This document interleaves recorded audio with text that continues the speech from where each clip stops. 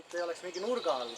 Sest muidu, kui sa paned näiteks kuidagi niimoodi, siis sa väänad seda ja võib-olla väänad midagi pooleks selle sa võid seda muuta kaasa kahte. pigem panna võimalikult otsa.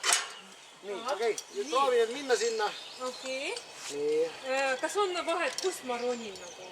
Nii, aga mis ma ütlesin sulle? 3 asja. 3. Nii, 3, nii.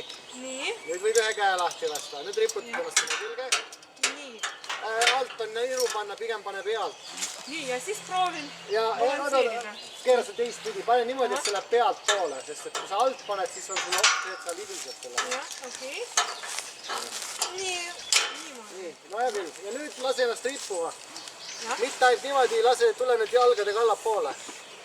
Jalgadega allapoole. Nii, kas täiesti Ja vaata nüüd, kui sa ripud siis selle masti küljes, et kuidas see olemine on. Kas see on õige koht või ei ole? No, nüüd on parem. Nüüd on nagu parem. Ütle mulle kohe, mida mu masti peale ei tohi puutuda? No ideeliselt ei oleks kaval, kui sa astud kaabli peale või näiteks paned konksu kaabli peale, siis on nagu võimalik kaabel ära lõhkuda. Muu ei ole oluline, sest muud asjad peavad vastu. Kas elektriga saab lööki ka?